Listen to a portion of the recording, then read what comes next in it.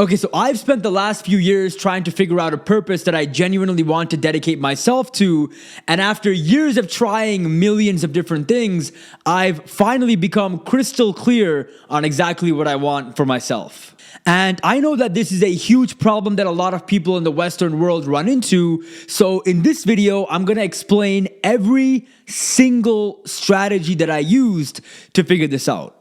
Now, as you can see here, we have a lot of information that we're going to be covering in this video, and I know this video might be kind of long and the process might be kind of strenuous. However, if not dying internally means enough to you, I promise you this video will be worth your time. I'm going to leave the comment sections open. You can put whatever comments you want in there to validate whether what I'm saying is true or not. And as mentioned in the title, I'll be breaking this process down into 10 separate questions that you can ask yourself to solve this problem, okay? And I'll be putting timestamps for each question in the description below, so you can go to the one that intrigues you the most, fast forward to it. I don't care, you can do whatever you want. I'll just do that, I guess, to make it easier. So without further ado, my name is Shaq. This is part 4 of the mental health series. Let's get into it.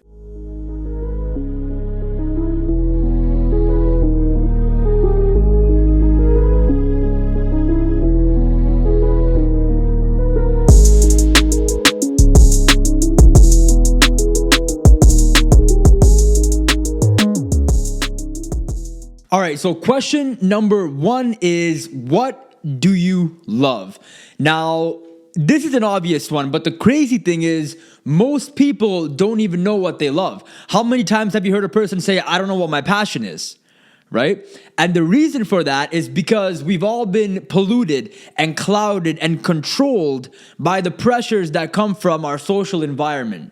So the way to become clear on this, the first step is to block out all the noise that comes from your social environment. This is about you, not about anybody else, not about what somebody else wants you to do. This is about you, right? As long as you're not trying to become a porn star or a terrorist or something crazy like that, you're good. Once you've blocked out all the noise, you're going to sit down and you're going to write, what do you naturally gravitate towards? Now, this doesn't have to be a specific profession or a job. You can start with a much broader field, like, is it entertainment? Is it science? Is it law enforcement? Is it politics? Is it business? Is it math? You write down all the different broader fields that you believe your natural inclinations are destined to be aligned with. After you've written down every single field that you believe you have a natural inclination to be involved in, you're going to go on Google and you're going to search up all the different professions that fall under this field and this category, okay? So for example, let's say you chose science, okay? You're gonna go on Google and you're gonna type in professions in science. And as you can see here, we have a lot of different professions that you can choose from. So you're going to go through the list. Obviously, we have more links that you could look into as well. But basically, you're going to go through the list and you're going to write down each profession that catches your eye. What do you believe that you're going to be intrigued by? What do you believe that you're going to get interested in? Right? So just write down all the professions that do catch your eye, okay? Then after you write down all these professions, you're going to go and investigate every single one of them. Okay, and the way that you can investigate them is by asking yourself questions like, what do these people do every day? What credentials do you need to reach this profession? How do you get these credentials? Will this profession fulfill me? Am I willing to make the sacrifices needed to get there? And so on, okay? Now, obviously, these are just a few questions, but you're going to investigate it on your own terms and figure out whether or not this is a good fit for you or not. If you're still struggling to find the answer to this question, don't worry about it. I have more questions in this video that'll help you figure out this answer, okay? So bear with me. Question number 2 is, what is your natural gift? Pablo Picasso once said that the meaning of life is to find your gift, and the purpose of life is to give it away. So everybody has a gift that needs to be discovered, and once it's discovered, developing it into something special becomes the game. What do you find easy to do that others find hard? What natural skills do you have that others have complimented you on? What space do you seem to do well in without much effort? Are you good with people? Do you understand sports and fitness better than other people? Is it music? Is it academics and the ability to analyze? Is it writing? Is it your ability to teach? Is it charisma? Is it creativity? What space or field do these gifts and skills and natural talents that you have, what field does it fall under? Once you figure that out, you're going to write it down, and then you're going to do the same process that you did in question number 1. You were going to investigate them. Okay, so for example, let's say you lean towards sports, athletics, and fitness. Those are where your gifts seem to be. You could look into becoming a personal trainer. You could look to open up gyms. You could look to start a supplement brand. You could start a gym apparel brand. You could open up a shop that sells lifting equipment. You could start a sports academy. You could start a YouTube channel where you share your knowledge about fitness and turn that into a business, and so on. You get the picture, right? I know that this is a lot of work, but trust me, if this actually means something to you, this process will be very worth it, because nobody does this, right? That's why everyone's lost. But for the people that actually do this, you'll gain a level of clarity that can honestly be life-changing. So stick with me, all right? As mentioned earlier, if you're having trouble answering these first 2 questions, it's all good. The next 3 questions will help you find the answers for the first 2, okay? Let's go on. Question number 3 is to make a list of all your childhood moments of fascination and competence. So make a list of all the different times you showed fascination towards something as a kid and competence towards something in your childhood, right? For example, if you want to figure out the moments of fascination you had as a kid, you could ask yourself, what were moments where you consistently found yourself fascinated by something as a kid? What were moments where you found yourself naturally curious about specific tasks? What did you naturally want to be good at without the pressure of anybody else? What intrigued you on a soul level? And so on. List all these moments down, okay? And the same thing goes for moments of competence. You could ask yourself, what did people tell you you were naturally good at? What were the moments where you showed signs of competence towards something as a kid? Now, I know it's very tempting to answer this question with, I don't know, I never had any moments like that. I understand that, but the reality is that's not true. You had those moments. You just need to spend more time marinating on this topic and actually trying to figure this out. So for example, what you can do is you can take your phone and throughout the day, constantly try to figure out those moments. Actually think about this on a daily basis. And every single time a moment pops up in your head, just take it down in your phone. And as you do this day after day after day after day, after a few weeks, you'll realize you have many moments that you can look back on, right? And with these moments, all you have to do is figure out which field or space do these moments correlate with. For example, is it business? Is it sports? Is it politics? Is it law enforcement?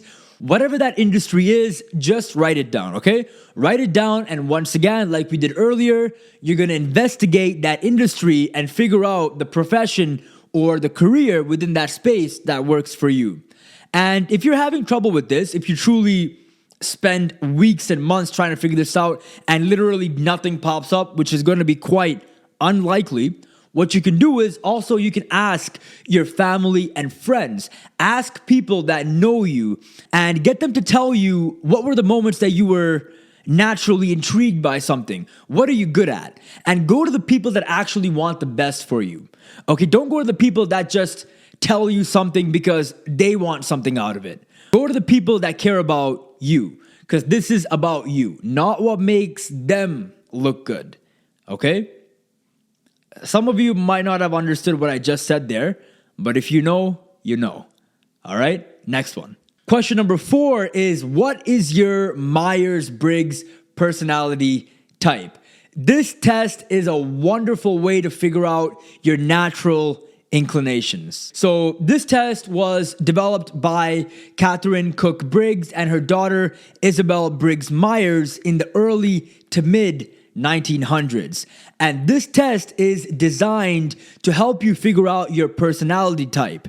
And once you figure out your personality type, you will get a document that gives you a full analysis of your strengths, your weaknesses, and your natural inclinations.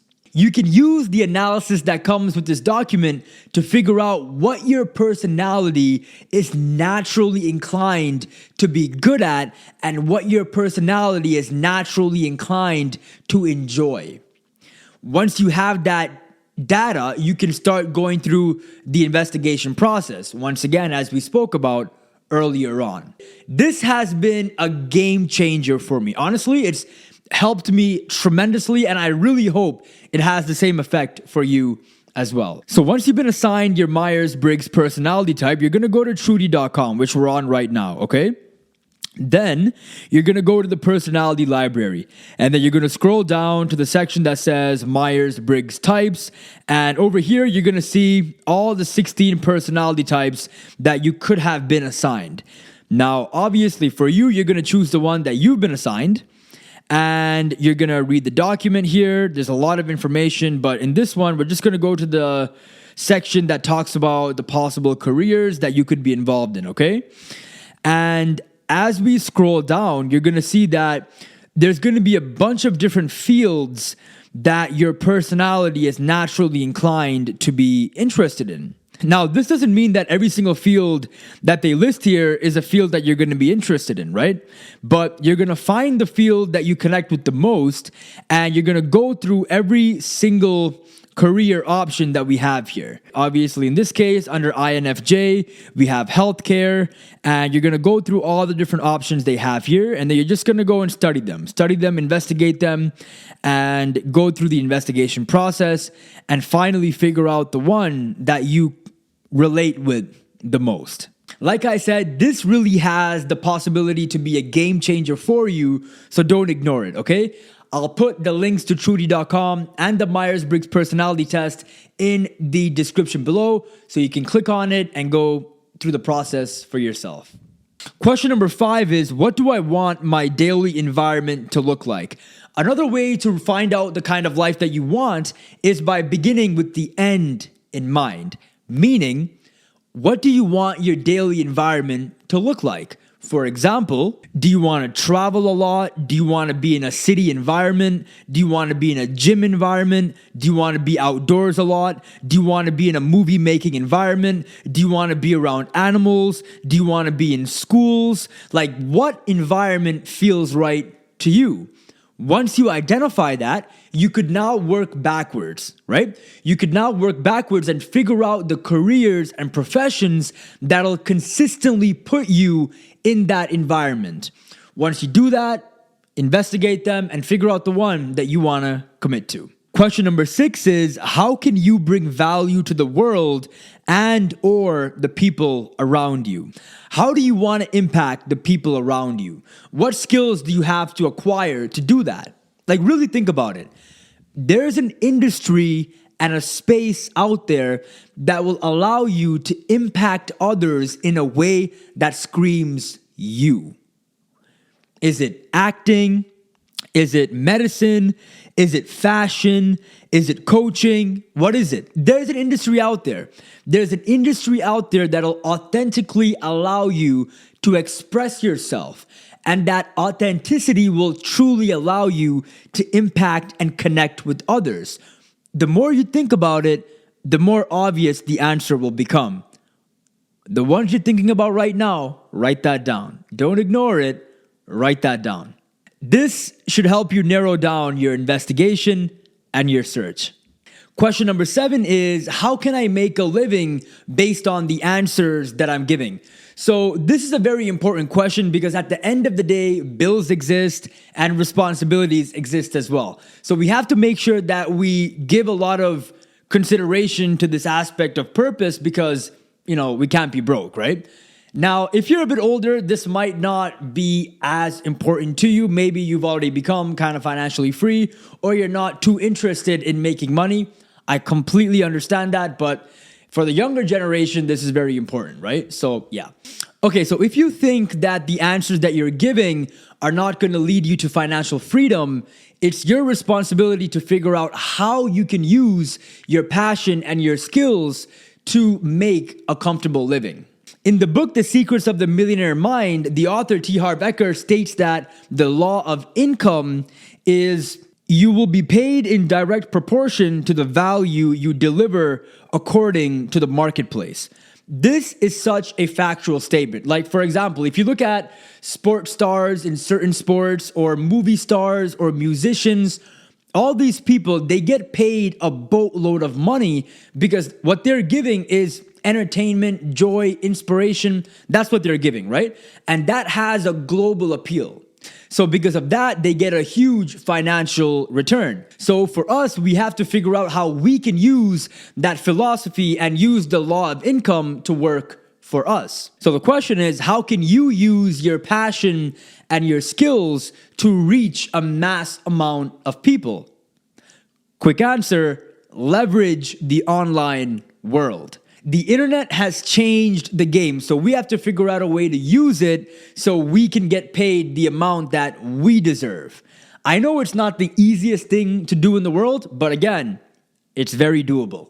Question number 8. Whose life do you want to model? Now, this is twofold for me, okay? So the way that I look at this is by number 1, asking myself, whose life do I want to model?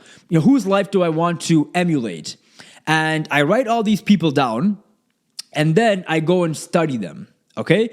And the way I study them is by reading books on them, is by watching their interviews, or even, talking to them if you know them. Because these people can be people that you know or people that are in the public eye. And as I'm reading about them or watching their interviews or even talking to them, I start to ask myself certain questions, which I'll put on the screen right now. Can I see myself doing what they're doing? Does my personality and wiring match this lifestyle? Does it feel like an honest fit? Am I willing to tolerate the pain it'll take to pursue a similar life? Am I willing to make the sacrifices needed to build this kind of life? Only you know the answers to those questions. So you can change the people or adjust certain things based on the answers that you're giving to these kind of questions. Now, again, those are just some questions that I ask. You can ask yourself as many questions as you want. Number 2 is, who do you want to model on a mental level? Like, who do you believe has a strong, stable mindset that'll lead to a successful life? You're going to write the names of these people down, okay? Then once again, you're going to go and study them. What are their philosophies? How do these people view the world? Why do I believe this mindset is going to lead me to success? These are all questions that we have to ask because at the end of the day, it doesn't matter how intelligent you are. Everybody needs a mentor and everyone needs a role model. Once you find the people that you want to emulate, just surround yourself with their energy, right? And you can do that once again by reading about them, playing their podcast, watching their interviews, talking to them if you know them. Just consistently spend time with them, right? As you do that, your life will feel more purposeful and you'll have more energy and it'll help you stay focused when you start to have wins and when you go through losses as well. Question number 9. What is your Ikigai? Now, Ikigai is a concept and a philosophy that comes from the great country of Japan. Now, I've also heard a lot of people, they say that Ikigai can be toxic or it doesn't make sense. To be honest, I'm not one of those people, but I can see where those people are coming from. Because based on your personality and your wiring and your stage in life, it can be a difficult question to answer. But to be honest, in my opinion, I feel like you'll only go through that if you take the question too literally. Like if you view it as the end-all, be-all of fulfillment and happiness, you might go through this problem. But I view Ikigai as a tool that I can use to direct my focus and clear up the problem on purpose, right? So let me just explain to you how I view it and you can tell me if it works for you as well. What you see here is what they call the westernized version of Ikigai. So it's 4 circles that are in a Venn diagram, okay? And as you can see, each circle has a question, starting with what you love, what the world needs, what you can be paid for, and what you're good at. So what you're gonna do is, based on the answers you gave earlier, you're gonna fill out this Venn diagram, okay? So you're gonna put your answers for what you love, what the world needs, what you can be paid for, and what you're good at.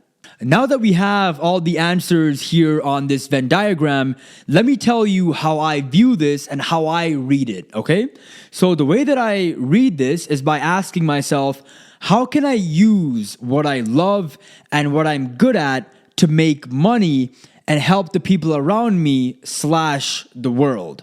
That's how I approach it. And you can adjust your answers based on the question I just asked. The reason why I believe people have a hard time with Ikigai is because they're looking at it like it's a puzzle. And they're trying to find this magical puzzle piece that brings everything together. And to be honest, I don't blame them, because if you look at the diagram, it literally presents itself in a way that tells you you have to find this magical puzzle piece that will give you the answer to the question of what is your Ikigai. This can leave people quite confused, so I completely understand it, which is why I took the approach that I took and look at it in a question format. I should also mention I did not read any books on Ikigai, so if any of the books, if they mention that this is how somebody should look at Ikigai, I'm not trying to plagiarize, I don't know. I can only tell you exactly what I did, okay? So all the credit goes to the books. One more thing to keep in mind is that I'm looking at this, like I said earlier, from a Gen Z career-oriented perspective, okay? So if you're older, you might not really relate to the question that I asked earlier in terms of how to view Ikigai. What you can do is you can ask yourself a different question and you can alter it to suit your needs. What you can do is you can ask yourself, how can I use my experiences and skills to support my community and the people that I love? This is also a great way to use Ikigai, in my opinion, because you've altered it and changed it to match your needs. And that's the main thing, right? Because this is just a tool that you can use to gain clarity on answering the question of what's my purpose and getting rid of that feeling of being lost. That's the key. Okay, so this is really what brought everything together for me, and I really hope that it has a similar effect for you. And if you approach it in the way that we talked about just over the past few minutes, it should definitely help. Question number 10 is, what are the goals I have to hit to build this life that I want? So once you've established a worthy vision or a purpose you now have in your mind, it's best to break that vision down into smaller and smaller goals so you know what ladder you have to climb as you pursue this purpose. And try to organize the goals sequentially just so you know what you have to hit first so you can put yourself in a better position to achieve what you want.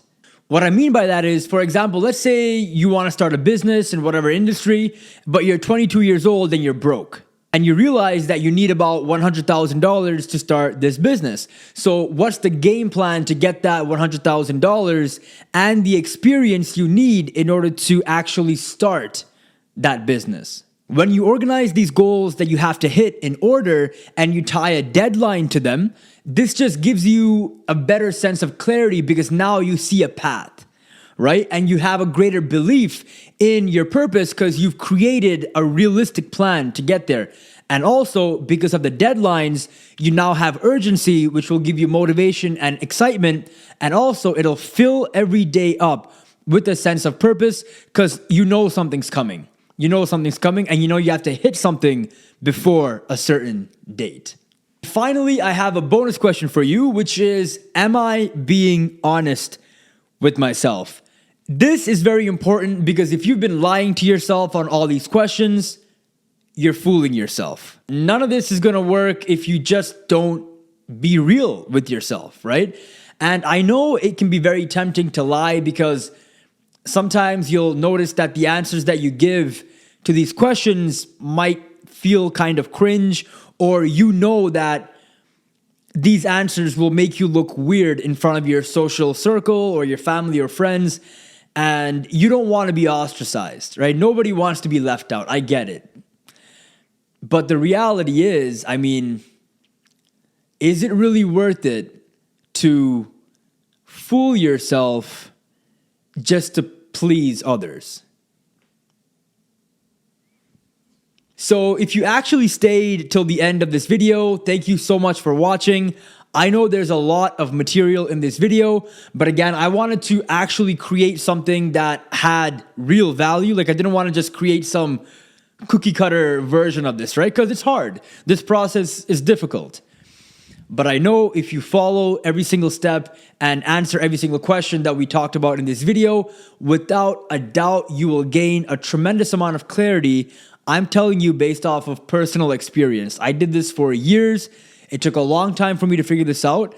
But once you know exactly where you want to go, everything just changes because now you have a real path. Okay? And I really hope that you can experience that level of clarity that I know you're looking for. So once again, my name is Shaq. If you like this, please do like the video, subscribe to the channel, and I'll see you on the next video. All right? Love you all. Take care.